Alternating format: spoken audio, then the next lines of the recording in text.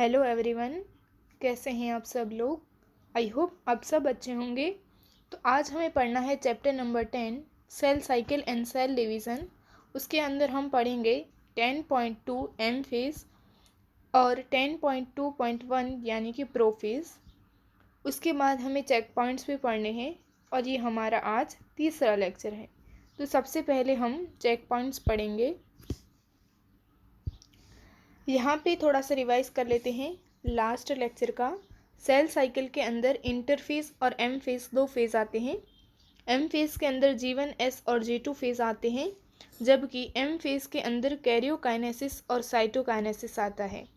Interphase के अंदर 95% of the time spend होता है, जबकि एम फेज़ के अंदर करीब 5% जितना टाइम लगता है। उसके बाद कैरियोकाइनेसिस यानी division of nucleus and cytokinesis यानी कि division of cytoplasm. G1 phase को हम growth phase 1, gap phase 1, pre synthetic phase और पोस्ट माइटोटिक फेज़ कहते हैं। S फेज़ को हम सिंथेटिक फेज़ कहते हैं। G2 फेज़ को हम growth phase 2, gap phase 2, post synthetic या प्री माइटोटिक फेज़ कह सकते हैं। कैरियोकाइनेसिस के अंदर प्रोफेज, मेटाफेज, एनाफेज और टीलोफेज आते हैं, जिसके दौरान न्यूक्लियस डिवाइड होता है। उसके बाद हमें दो चेक पॉइंट पढ़ने हैं। रेगुलेशन ऑफ सेल साइकिल को जो करते हैं वो दो चेक पॉइंट पढ़ने हैं हमें। तो सबसे पहले दो चेक पॉइंट है, मेजर चेक पॉइंट और माइनर चेक पॉइंट। जो मेजर चेक पॉइंट होता है उसमें क्या होता है, प्री डीएनए चेक होता है, यानी कि पेरेंट का डीएनए चेक होता है।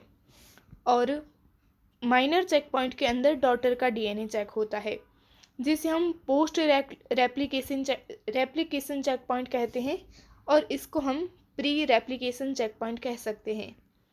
उसके अंदर G1 साइक्लिन प्रोटीन और CDK2 यानी कि साइक्लिन डिपेंडेंट काइनेज प्रोटीन, जो काइनेज प्रोटीन होते हैं ना, वो सेल साइकिल को करवाते हैं और वो साइक्लिन प्रोटीन के ऊपर डिपेंडेंट होते हैं। काइनेज प्रोटीन होते हैं वो सेल साइकिल को करवाते हैं और वो G1 साइक्लिन यानी कि G1 साइक्लिन प्रोटीन के ऊपर डिपेंडेंट होते हैं।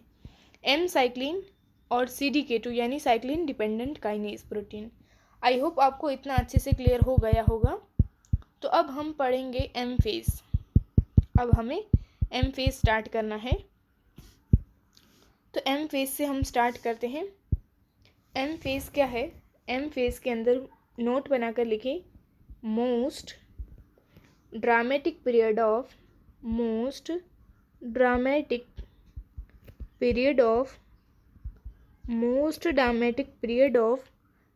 cell cycle, most dramatic period of the cell cycle। M phase किसको रिप्रेजेंट करता है? Represent mitosis, represent mitosis. उसके बाद नेक्स्ट पॉइंट लिखना है, involving a major regulation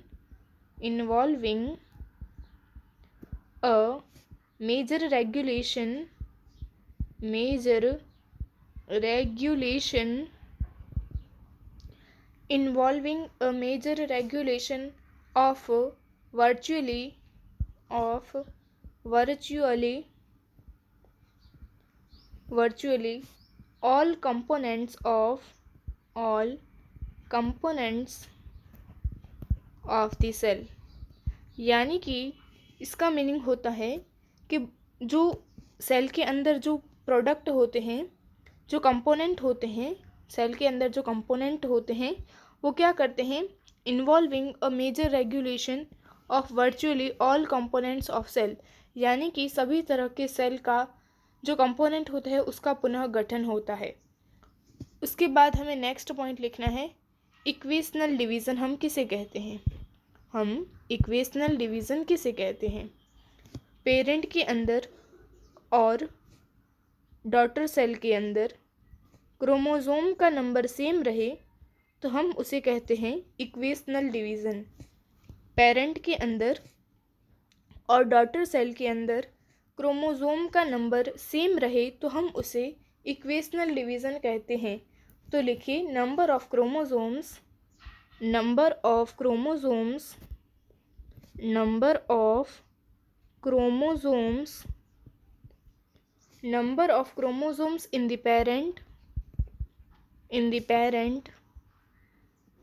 number of chromosomes in the parent and progeny cells is the same. It is also called as equational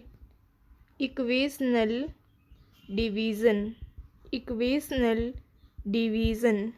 parent के अंदर और डॉटर सेल यानी कि progeny cell के अंदर क्रोमोसोम का नंबर सेम रहना, उसे हम कहते हैं इक्वेशनल डिवीज़न। क्या कहते हैं हम उसे? Equational division. पेरेंट के अंदर और प्रोजेनी सेल के अंदर क्रोमोसोम नंबर सेम रहते हैं तो हम उसे कहते हैं कि इक्वेशनल डिवीज़न हुआ है। आई होप आपको इतना अच्छे से क्लियर हो गया होगा। तो अब हमें नेक्स्ट पॉइंट लिखना है। नेक्स्ट पॉइंट लिखें, दो for convenience mitosis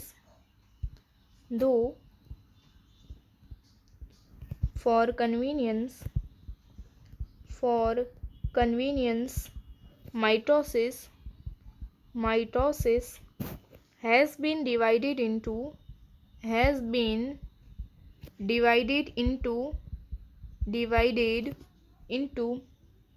4 stages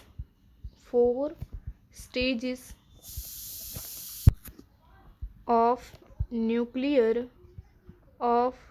nuclear division, यानी कि karyokinesis. It is very essential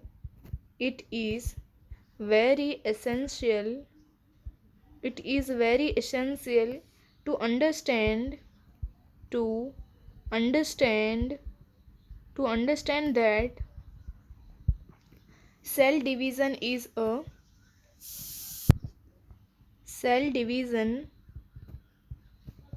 a continuous process.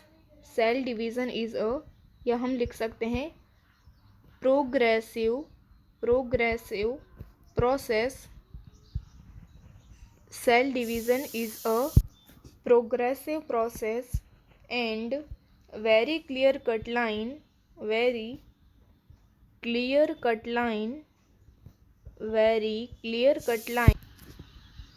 cannot be drawn between various stage. Karyokinesis involves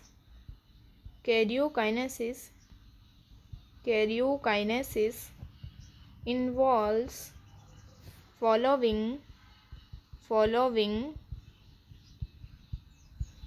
4 stages.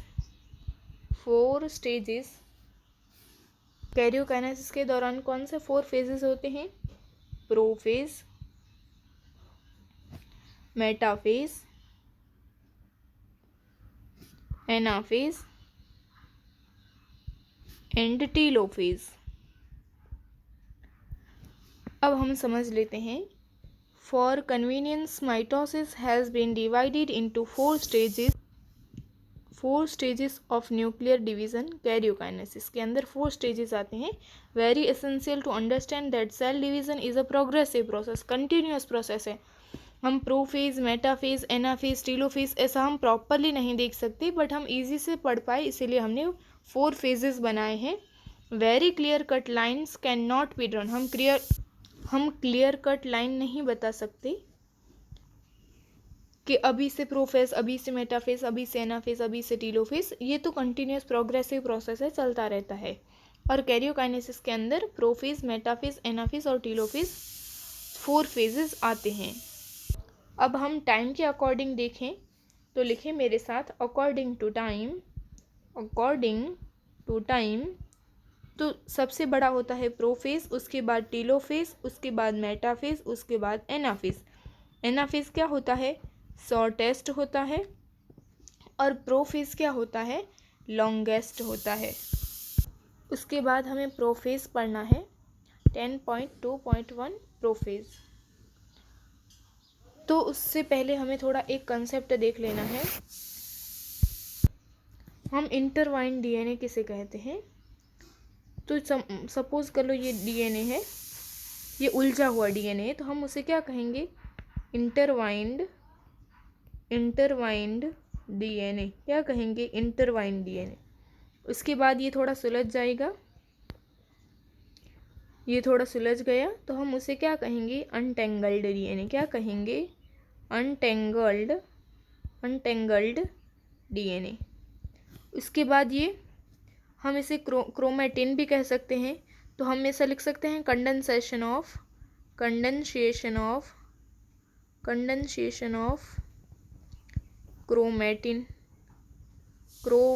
Condensation of chromatin, यानी ये क्रोमेटिन है उसका कंडेंसेशन हो गया, यानी और सुलझ गया, यानी क्रोमोसोम के फॉर्म में आ गया। ये क्रोमोसोम के फॉर्म में आ गया, ये क्रोमोसोम्स। सबसे पहले इंटरवाइंड उलझा हुआ डीएनए था, थोड़ा थोड़ा सुलझा अनटेंगल्ड डीएनए बन गया, उसके बाद क्रोमोसोम बन गए। तो आई होप आपको ये कॉन्सेप्ट अच्छे से क्लियर हो गया होगा। उसके बाद हमें दूसरा एक कॉन्सेप्ट देखना है कि हम माइटोटिक एपैरेटस किसे कहते हैं? Mitotic apparatus. तो सबसे पहले हमने ये बनाया है सेंट्रियोल। ये दो बन गई तो इसे हम क्या कहेंगे? सेंट्रोजोम। एक को क्या कहते हैं हम? एक को कहते हैं सेंट्रियोल। क्या कहते हैं? सेंट्रियोल। और दो को हम क्या कहते हैं? दो को हम क्या कहते हैं? ऐसे दो बन जाए तो हम क्या कहते हैं? सेंट्रोजोम। क्या कहते हैं? सेंट्रोजोम। एक को हम कहते हैं सेंट्रियोल और दो मिल जाए तो हम उसे कहते हैं सेंट्रोजोम। उसके बाद सेंट्रोजोम के अराउंड एस्ट्रल रेस आ जाएंगे। क्या आ जाएंगे? Astral rays. क्या आ जाएंगे? Astral rays. किसके अराउंड आ जाएंगे? सेंट्रोजोम के अराउंड। किसके अराउंड? सेंट्रोजोम के अराउंड एस्ट्रल रेज आ जाएंगे। तो ये हम लिख लें, इसे हम क्या कहते हैं? हम इसे कहते हैं एस्ट्रल रेस। क्या कहते हैं? Astral rays. क्या कहेंगे? Astral rays. तो ये एस्ट्रल रेस और ये क्या है?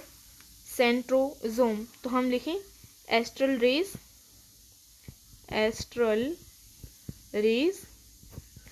और क्या है? सेंट्रोजोम। ये दोनों मिल गए तो ये क्या बन गया? एक एस्टर बन गया। क्या बन गया? एक एस्टर। क्या बन गया? एक एस्टर। सबसे पहले सेंट्रियोल था, दो सेंट्रियोल आ जाए तो हम उसे कहते हैं centrosome. Pair of centriole called centrosome. उसके बाद एस्ट्रल रेज आ गए। एस्ट्रल रेज और सेंट्रोजोम, ये दोनों मिल जाएंगे तो एक एस्टर बनेगा और दो एस्टर यानी कि पेयर ऑफ एस्टर को हम क्या कहते हैं? Mitotic apparatus. उसके अंदर क्या आता है? Pair of aster. क्या आता है? पेयर ऑफ एस्टर, यानी कि दो एस्टर आते हैं। तो ऐसा हम दूसरा भी बना ले। ये हो गया, एक को हम क्या कहते हैं? सेंट्रियोल। दो मिल गए तो हम इसे क्या कहेंगे? सेंट्रोजोम। उसके बाद ये एस्ट्रल रेज आ जाएगी तो ये भी क्या बन जाएगा? एस्टर बन जाएगा। दो एस्टर मिलकर क्या बना देंगे? बना देंगे माइटोटिक एपैरेटस। क्या बना देंगे? Mitotic apparatus. तो ये एक एस्टर हो गया, ये दूसरा एस्टर, दोनों को मिलाकर हम क्या कह सकते हैं? Mitotic apparatus. आई होप आपको अच्छे से क्लियर हो गया होगा। तो अब हमें प्रोफेज से स्टार्ट करना है। तो सबसे पहले हम प्रोफेज पढ़ेंगे। प्रोफेज के अंदर हमें क्या पढ़ना है? तो पॉइंट बनाकर लिखिए। प्रोफेज क्या है? प्रोफेज फर्स्ट स्टेज है कैरियोकाइनेसिस ऑफ माइटोसिस की। तो लिखें प्रोफेज, या हम थोड़ा कलर चेंज कर लेते हैं। थोड़ा कलर चेंज कर ले। प्रोफेज क्या है? फर्स्ट स्टेज ऑफ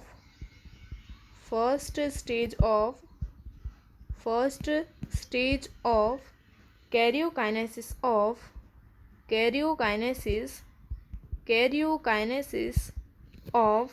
माइटोसिस, यानी कि माइटोसिस के कैरियोकाइनेसिस की फर्स्ट स्टेज है कौन सी? प्रोफेज। ये क्या करती है? Follow the SN-G2 phase of interphase. SN-G2 phase के बाद ही प्रोफेज आता है, तो SN-G2 फेज को क्या करती है? फॉलो करती है। तो लिखिए follows the SN-G2 phase of interphase. Interphase के अंदर S और G2 फेज होते हैं, उसको फॉलो करती है कौन सी फेज? प्रोफेज। उसके बाद लिखना है इन द SN-G2 फेज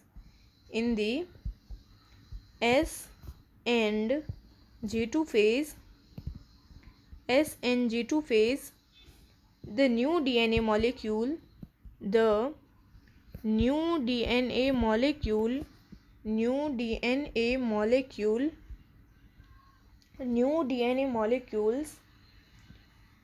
क्या होता है? DNA का मॉलिक्यूल अलग नहीं होता है।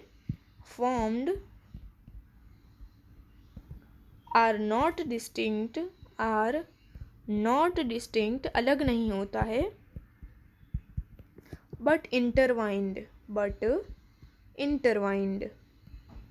इसका अच्छे से मीनिंग समझ लेना है। SN-G2 फेज के दौरान सबसे पहले हमारे सेल साइकिल के अंदर इंटरफेज आता है। उसके अंदर जो S फेज होता है उसके अंदर DNA का रेप्लिकेशन होता है, यानी कि DNA का अमाउंट डबल हो जाता है। अगर DNA 4 पिकोग्राम था तो वो 8 पिकोग्राम बन जाएगा, बट क्रोमोसोम नंबर सेम रहेंगे। अगर DNA का अमाउंट डबल हो जाएगा तो DNA का अमाउंट पहले इतना था, तो अगर दूसरा DNA का अमाउंट वो ऐसा ही बनेगा, वो भी इतना होगा। तो सबसे पहले 2C अमाउंट था तो वो 4C अमाउंट हो जाएगा।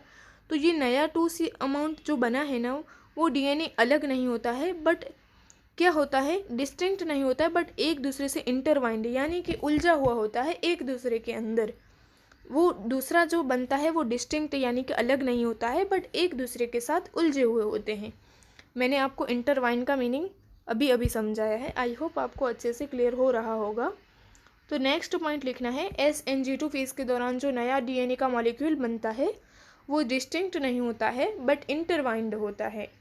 उसके बाद हमें लिखना है नेक्स्ट पॉइंट लिखें prophase is marked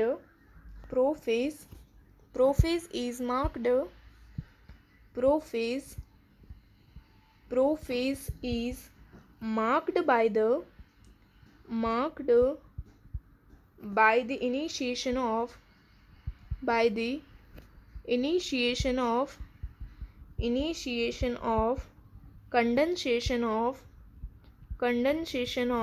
initiation of condensation of chromosomal material।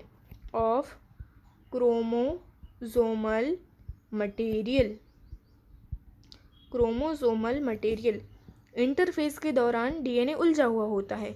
Prophase के आते क्या हो जाता है? DNA सुलझना स्टार्ट हो जाता है, यानी कि initiation of condensation of chromosomal material, यानी कि जो क्रोमोसोम का मटेरियल होता है वो थोड़ा सुलझना हो जाता है start.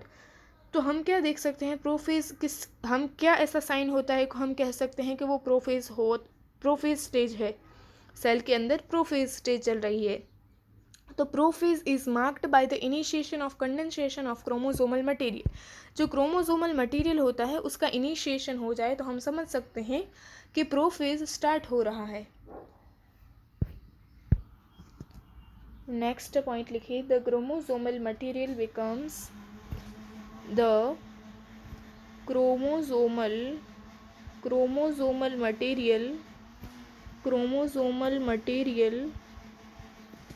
becomes untangled untangled becomes untangled during the process of during the process of chromatin condensation.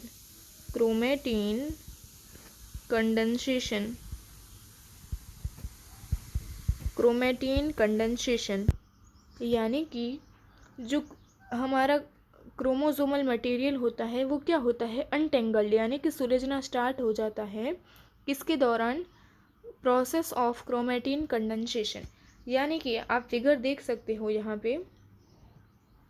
पे हमने बनाया है, ये प्लाज्मा मेम्ब्रेन हो गई, ये न्यूक्लियर मेम्ब्रेन, यहाँ थोड़ा थोड़ा सुलझना स्टार्ट हो गया है इंटरफेस के कंपेयर में। यहाँ पे ये प्रोफेज का डायग्राम है जिसे हम अर्ली प्रोफेज कहते हैं, अर्ली प्रोफेज। उसके बाद लेट प्रोफेज के दौरान क्या होता है, और ज़्यादा सुलझ जाता है और ज़्यादा ब्रेकडाउन हो जाता है न्यूक्लियर मेम्ब्रेन का, और ये ज़्यादा सुलझ जाते हैं।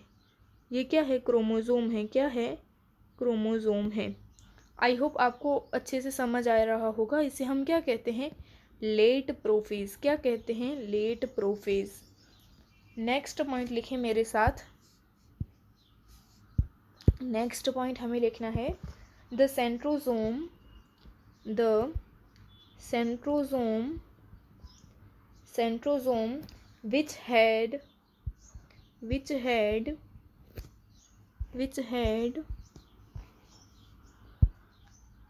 which had undergone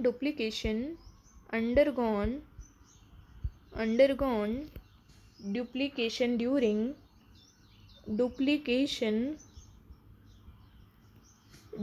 S phase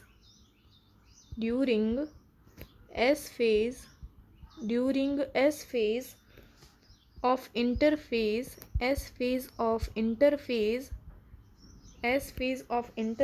now begins to move towards opposite pole of the cell, opposite poles of the cell। यानी कि सेंट्रोजोम होता है वो कहाँ डुप्लीकेट होता है, एस फेज के दौरान, तो वो क्या करता है, अपोजिट पोल की तरफ मूव करता है। यहाँ पे आप देख सकते हैं, यहाँ पे आप डायग्राम में देख सकते हो, जो सेंट्रोजोम होता है वो अपोजिट पोल पे मूव करना स्टार्ट कर देता है। यानी कि ये यहाँ पे जाएगा और ये यहाँ पे आएगा, यानी कि दोनों, अब सेंट्रोजोम यहाँ पे हम लिख सकते हैं, centrosome move towards opposite pole. जो सेंट्रोजोम होते हैं वो अपोजिट पोल पर मूव करते हैं। उसके बाद लिखें next point, the completion of prophase. जब प्रोफेज कंप्लीट होता है तो अमुक थोड़ी बहुत इवेंट दिखते हैं, तो हम वो इवेंट देखकर हम कह सकते हैं कि यहाँ पे कंप्लीशन ऑफ प्रोफेज दिख रहा है, यानी कि वो साइन दिखे तो हम कह सकते हैं कि प्रोफेज कंप्लीट हो रहा है। तो लिखिए the completion of prophase, the completion of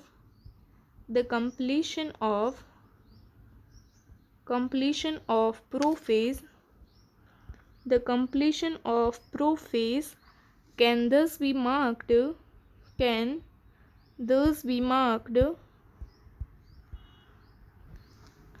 by the following characteristic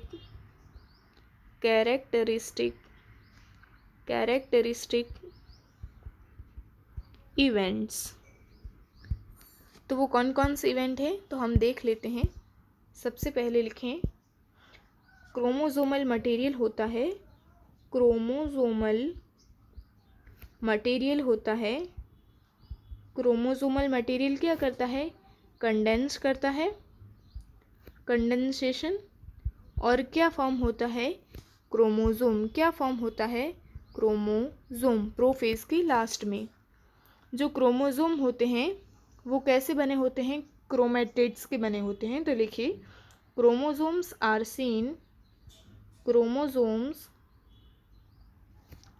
are seen, chromosomes are seen to be composed of two chromatids, two chromatids attached together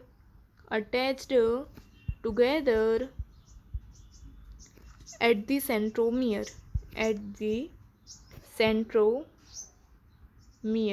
यानी आप देख सकते हो जो क्रोमोसोम मटेरियल होता है वो कंडेंसेशन होकर क्रोमोसोम बना लेता है।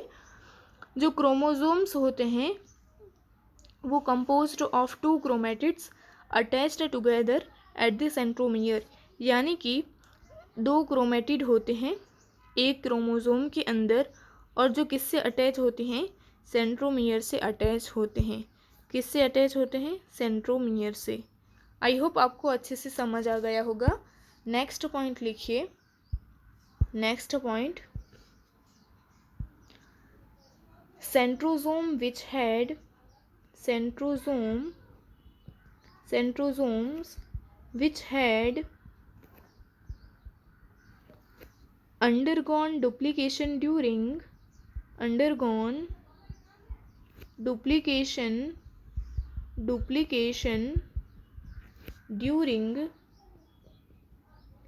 interphase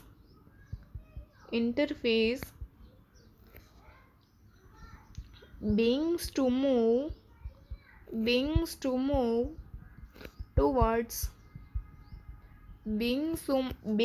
move towards opposite poles of the cell. Each centrosome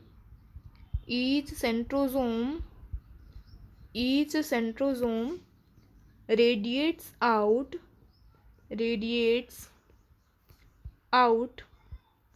microtubules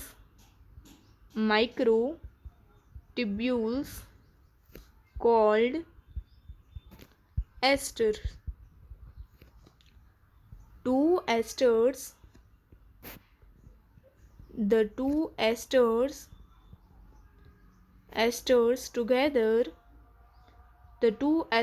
together with spindle fibers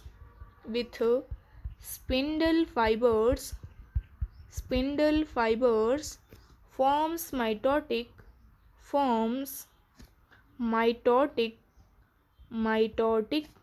apparatus। अब हम इसका मीनिंग समझ लेते हैं। Centrosomes which had undergone duplication during interphase beings to move towards opposite pole। जो एस फेज के दौरान centrosome था वो डुप्लीकेट हुआ था, वो अपोजिट पोल पर मूव करता है। Centrosome move toward opposite pole. उसके बाद देखना है हमें of the cell each centrosome radiates out microtubules. यहाँ पे हमने देखा था ये क्या करते हैं, माइक्रोट्यूब्यूल्स। आप देख सकते हैं यहाँ पे, यानी कि each centrosome radiates out microtubule called aster. ये एस्ट्रल रेज हैं, आप देख सकते हैं। ये सेंट्रोसोम है और ये क्या करते हैं, माइक्रोट्यूब्यूल से रेडिएट आउट यानी एस्ट्रल रेज, और ये पूरा मिल जाता है तो हम उसे क्या कहते हैं, एस्टर कहते हैं। और दो एस्टर मिल जाए तो हम उसे क्या कहते हैं, माइटोटिक एपेरेटस। मैंने आपको पहले भी बता दिया। आई होप आपको अच्छे से समझ आ गया होगा। ये पहला एस्टर और ये दूसरा एस्टर, इसीलिए मैंने बीच में एक लाइन ड्रॉ कर दिया है। उसके बाद नेक्स्ट पॉइंट लिखना है। लिखिए नेक्स्ट पॉइंट, लिखिए next point, cells at the end of prophase, cells at the end of prophase when viewed under viewed under the microscope do not show Golgi complex, endoplasmic reticulum, short form ER, endoplasmic reticulum, and nucleolus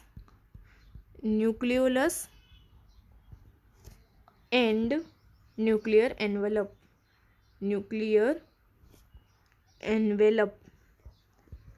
जब हम देखते हैं prophase के last में तो हमें Golgi complex नहीं दिखाई देता है, endoplasmic reticulum, nucleolus and nuclear envelope हमें दिखाई नहीं देते हैं।